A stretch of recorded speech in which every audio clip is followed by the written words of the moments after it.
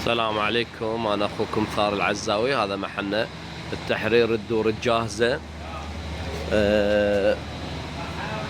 الدور الجاهزة قرب مدرسة الإدريسي، يعني بالفرع مال مدرسة الإدريسي. كل أنواع العسل اللي يعجبك، عسل السدر.